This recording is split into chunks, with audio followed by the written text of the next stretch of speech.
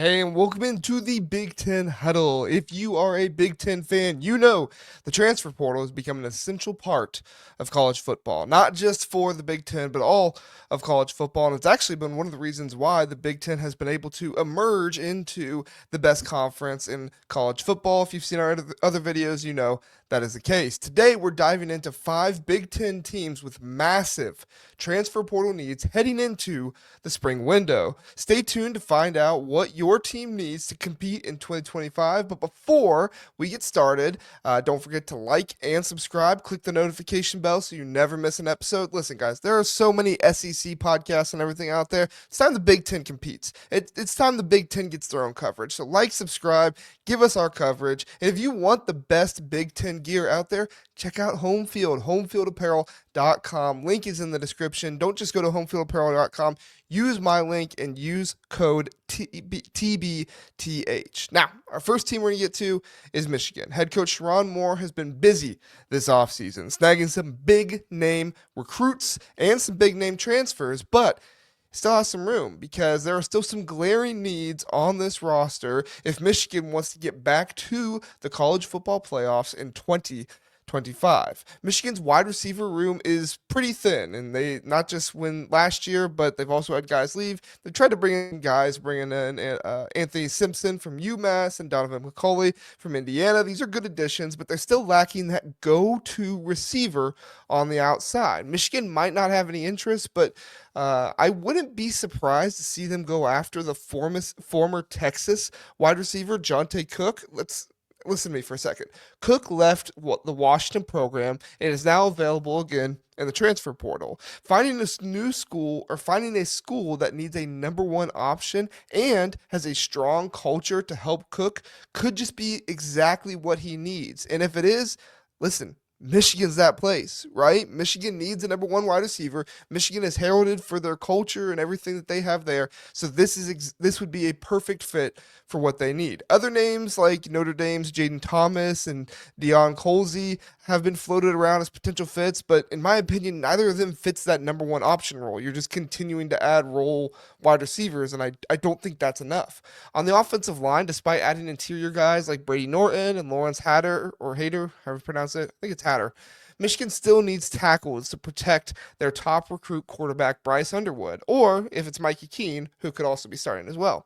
But keep an eye on Notre Dame's Rocco Spindler. He's a guard. Michigan, they already expressed interest in. There's a lot of talk on the 24/7 board and everything like that. And the Wolverines are also in good position to add five-star offensive tackle Ty Haywood, who I would not be surprised if he might get some playing time this year. We're seeing freshmen start more and more. We're seeing freshmen get more and more opportunities as time goes on. So I would not, especially freshmen that are five-star, so I would not be surprised to see him get some playing time this next year. Next, we have Nebraska. Matt Rhule's Cornhuskers address some major needs in the winter portal, but still have work to do as the roster has gone through a bit of an overhaul. Nebraska's offensive line remains a concern. You'll find this to be a consistent thing amongst most teams. Most teams need offensive linemen. They brought in Alabama's elite Elijah Pritchett, but after missing out on New Mexico's Pete, they still have a gap at the tackle position. With Ty Robinson and Nash Hutchmer, the polar bear, right, off to the NFL. Defensive tackle is another priority, and with running back Dante Dowdell entering the transfer portal, Rhule needs a complementary back for Emmett Johnson. And you look through the transfer portal to try and find one of those running backs, there's really not all that many there. So he's probably going to have to wait until the spring portal window in order to find a running back, and those type of guys do typically enter at that time. But I do have an idea. TJ Harden from UCLA could be a player that Matt Rhule might go after, as he had a good season catching the ball and could add a different dimension to this Nebraska offense. Now, he wasn't the best runner, but I say that's probably more to the UCLA offensive line than himself, and this spring window will be crucial for Nebraska's success. At number 3, Penn State. Penn State trying to win it all this year, bringing the guys back. Despite a record-breaking 13-win season, Jane Franklin's squad has some serious holes to fill. They have a lot of good guys back. Drew Aller, Nick Singleton. I don't need to go through the entire list. You guys know that. Everyone knows, though, that this team needs a wide receiver. It's a big issue for them. Not just one wide receiver. They need multiple wide receivers because Harrison Wallace II and Amari Evans, they transferred out. They said, we're done here. We're moving on. They transferred out. Penn State's receivers were a disappointment this past year, and a playmaker on the outside would be a really nice piece to give Andy Kotelnicki. Andy Kotelnicki is heralded for all the creative things he can do. So you put a good playmaker on the outside there, he can do wonders with a player like that. While they did add Devontae Ross from Troy and Kyron Hudson from USC, they still need more weapons for Drew Aller. At this point, if you're asking me, bring in as many wide receivers as you possibly can to give these guys a lot of competition. Competition breeds excellence if you have the right culture in your room. And so if I was Penn State, that's what I'd be doing. I'd get that culture in that room and bring in as many guys as possible. On defense, the departures of Devon J. Thomas, Keziah Izzard, and Kobe King mean Penn State needs reinforcements at defensive tackle and linebacker. Now, Zane Durant, Dominic DeLuca, no slouches, right? They're going to be huge for this defense this coming year, but some guys alongside them to add depth is going to be imperative if Penn State wants to make this run and be the third straight Big Ten team to win a national championship. Our next team, USC. USC entered the Big Ten this last year, and now Lincoln Riley faces a daunting challenge. After a mass exodus in the transfer portal, they have lost more guys than they were able to bring in this year. The Trojans lost star wide receivers, Zachariah Branch. They also lost Deuce Robinson, Kyron Hudson, who we just mentioned, that went to Penn State, leaving a gaping hole in the receiver core. They also have 5 offensive linemen that are transferring out. 5 dudes. That's a lot to see transfer out of your offensive line. Now, Riley did bring in DJ Wingfield from Purdue and J. Oren, I apologize if I'm pronouncing that wrong, Reed from Syracuse, but this group needs more help than that. You have 5 guys transferring out. You can't just bring 2 guys in. They need more help than that. And on defense, their departures for linebackers and edge rushers after key departures are huge for them. On the bright side, defensive coordinator Dan Lynn is returning, and he will have an opportunity to really evaluate and not just who they need at skill positions, but also what kind of skill sets the players need at skill positions, right? The spring window can do a lot of good things for you, or it can do a whole lot of nothing for you.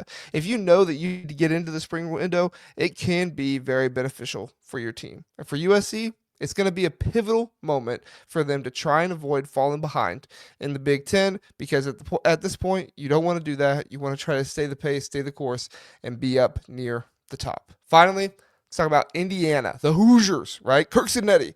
They're looking to keep their momentum from last year, but they've got some significant areas to address. Indiana's offensive line, they need attention, not just with like bodies. Like, you can't just bring bodies in, because that's kind of what they have a little bit right now. And I'm not disparaging those offensive linemen, but that's just kind of what they have right now. But ideally, they need linemen who were maybe depth pieces at larger Power 4 programs who can come in and compete. Adding Zen Mikulski from Ohio State was a great move, in my opinion, and I really like the addition of Kahil Benson from Colorado. Leaving Indiana to go to Colorado, now coming back, I think that's huge for them. But those additions are not enough considering the injury concerns and the lack of depth remaining. One name Curt Cignetti could take a look at, and this is just purely my idea, I'm not trying to have like insider sources here and say they're going after him, but the Notre Dame center, Pat Coogan. Coogan is from Illinois, and while the smoke seems to favor Ole Miss right now, Cignetti could sell him on Indiana being a better destination for the college football playoffs, given that opportunity, than Ole Miss. Look, Ole Miss this past year, they squandered it. They beat Georgia, but they also lost to Kentucky.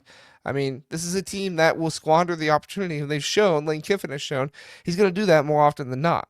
This is just an idea on my part, so I don't want you to get too far into it, but I think if Indiana could pull this off, it would be a near A-plus addition for the Hoosiers. On defense, they need an edge rusher to pair with All-American Mikael Kamara. James Stewart from Middle Tennessee State might be one name to keep an eye on. They'll probably wait until the spring portal, but James Stewart, to me, kind of fits that mold as he's entering into his 5th year and seems to have that experience that Curt Cignetti really looks for in the transfer portal.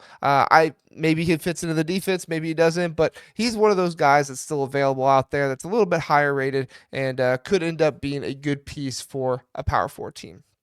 Safety is another area to watch as the Hoosiers need depth behind starters like Lewis Moore and Amar Farrell. This wraps up our list for the Big Ten teams with huge transfer portal needs. Which teams do you think have the biggest challenges heading into the spring? Let us know in the comments below. Don't forget to like this video, subscribe to the channel, and hit that bell, right? Never miss out on what we're doing here at the Big Ten Huddle. Also, go check out our basketball channel. We have a lot of basketball content. We have 2 live basketball shows a week in addition to our 2 live football shows a week. So you'll love to see that. You'll love to get that. We try to put out videos as much as we possibly can. Try to strive for daily, if not every other day. Thanks for watching the Big Ten Huddle, and I'll see you next time.